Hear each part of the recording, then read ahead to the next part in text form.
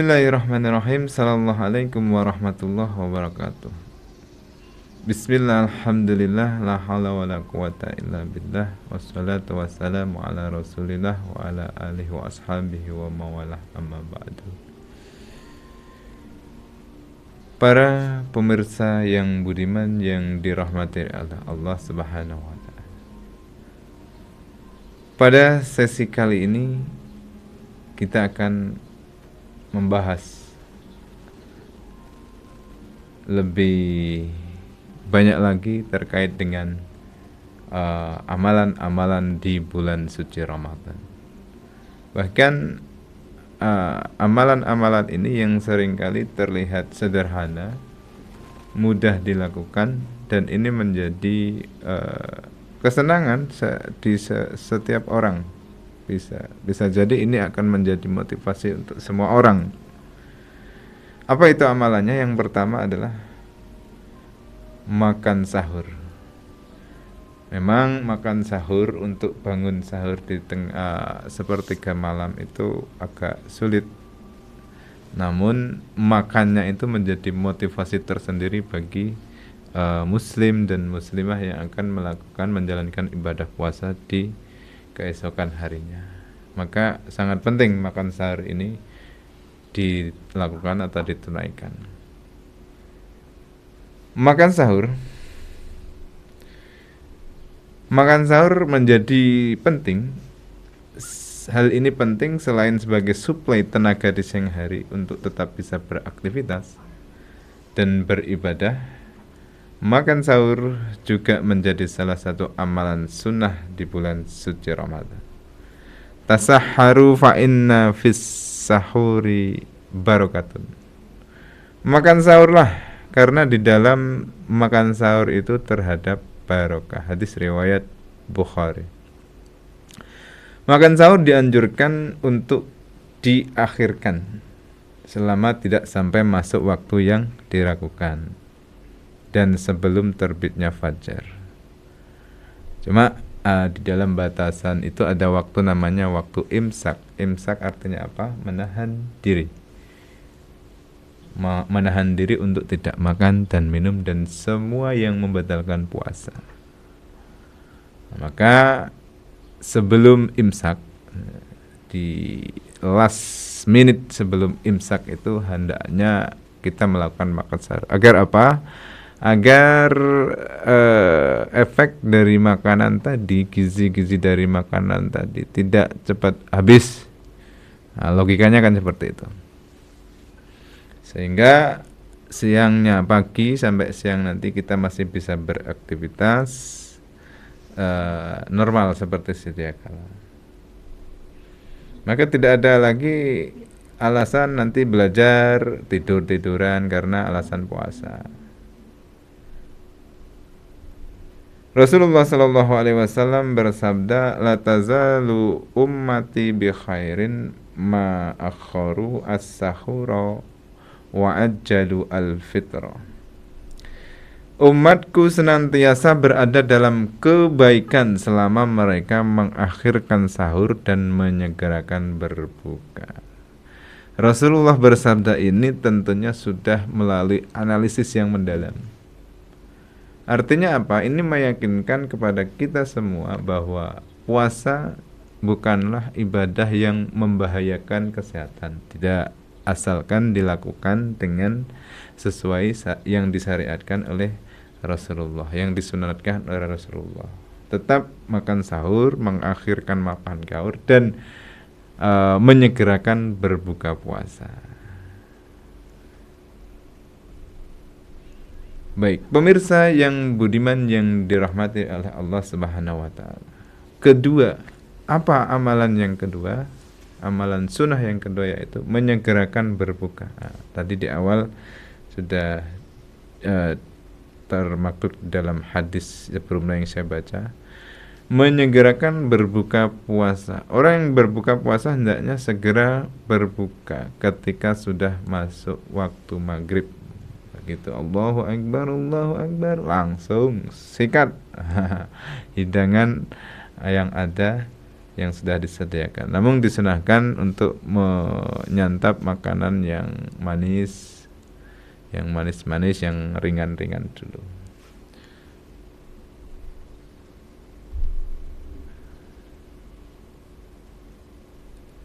Seperti apa makanan yang manis, yang ringan? Berbuka puasa dianjurkan menggunakan memakan makanan kurma.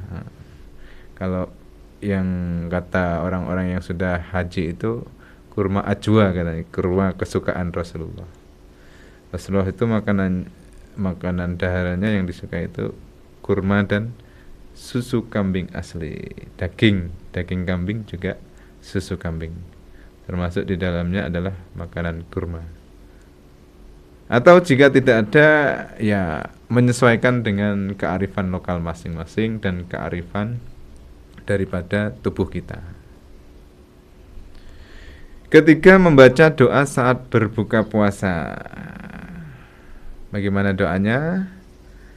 Doa yang masyhur yang sering kali kita baca di dalam keluarga sebelum makan sebelum takjil, sebelum berbuka puasa, kita seringkali berdoa bersama-sama keluarga. Bismillahirrahmanirrahim.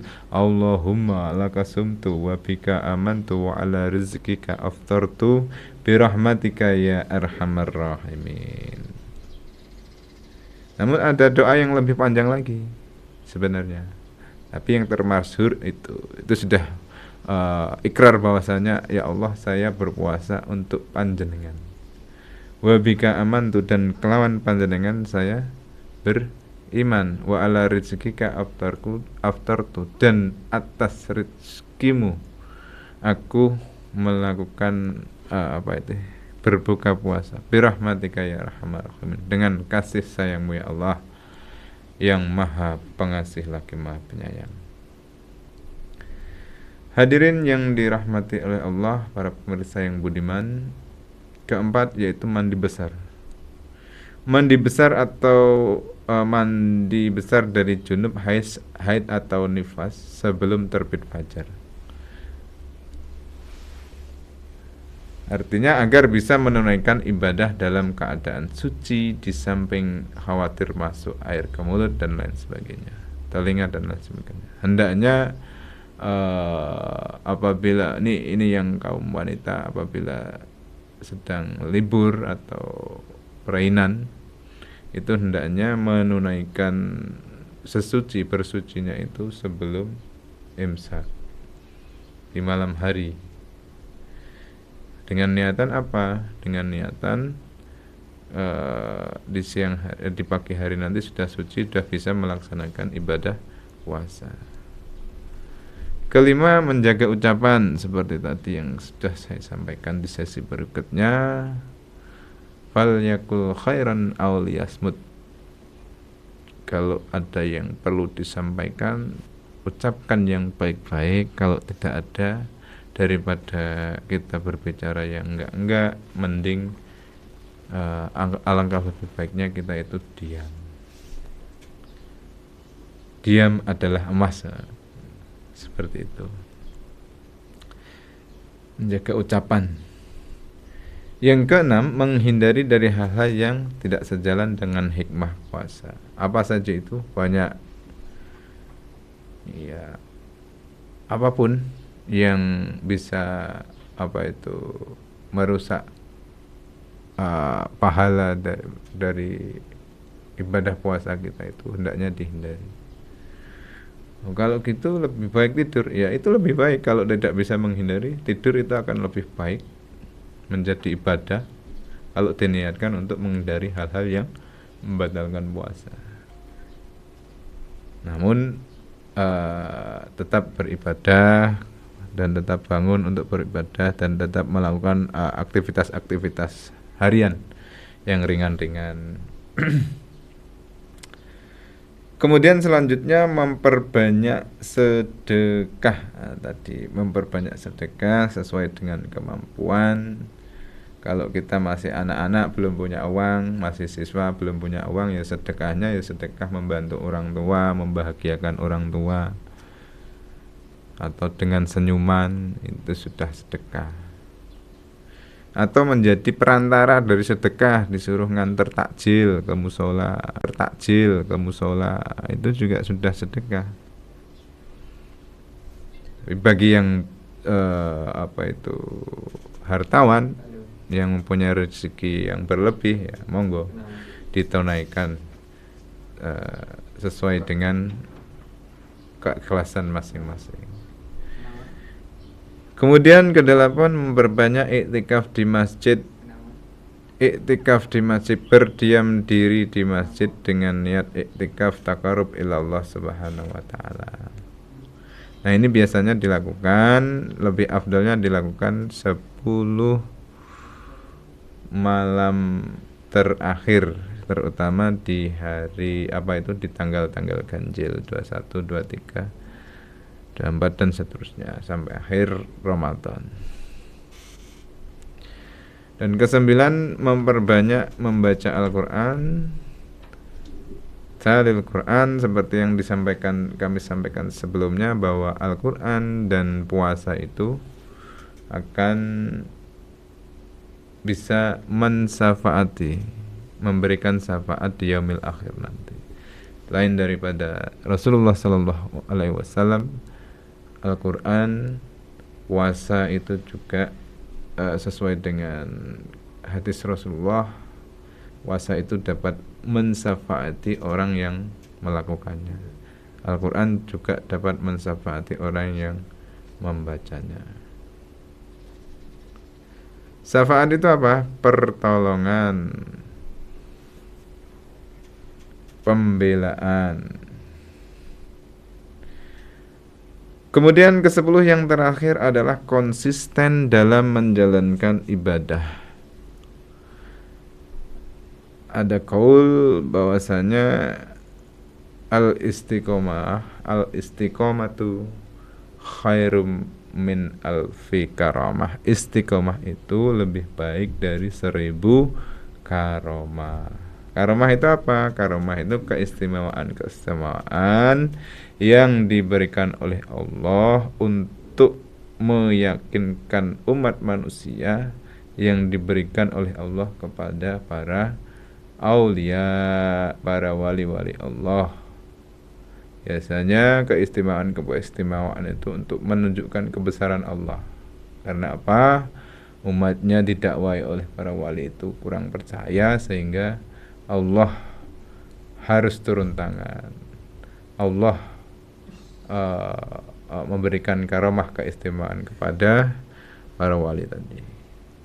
Dan konsisten dalam menjalankan ibadah itu lebih baik dari 1000 karamah. Subhanallah. Konsisten lillahi ta'ala. Ini tidak mudah karena ujroh pahalanya itu sangat besar. Logikanya 1 karamah aja sudah bisa menggetarkan hati orang yang tidak beriman menjadi beriman, apalagi 1000 karamah hanya dengan istiqomah. Apapun ibadahnya, kalau dilakukan secara istiqomah, insyaallah akan mendapatkan berkah dari Allah Subhanahu wa ta'ala. Para pemirsa yang beriman yang dirahmati Allah Subhanahu wa ta'ala, sampai di sini perjumpaan kita pada sesi kali ini. Mudah-mudahan apa yang saya sampaikan ini bermanfaat bagi kita semua. Usikum wa nafsi bittaqullah faqad fazal muttaqun. Mohon maaf jika ada kesalahan dalam menyampaikan hal-hal terkait dengan keilmuan. Kurang lebihnya mohon maaf. Kalau ada kesalahan itu datang dari diri saya sendiri. Kalau ada yang benar, itu kebenaran datang dari Allah Subhanahu wa ta'ala. Nasrum minallah wa fathun qarib. Pertolongan dari Allah dan kemenangan yang dekat. Fa insyaallah. Mudah-mudahan kita nanti setelah bulan puasa akan menyambut kemenangan kita di dalam istihad melawan hawa nafsu selama 1 bulan ini. Kita rayakan nanti di bulan Syawal, di Idul Fitri. Billahi taufik wal hidayah, waridha wal inayah. Assalamualaikum warahmatullahi wabarakatuh.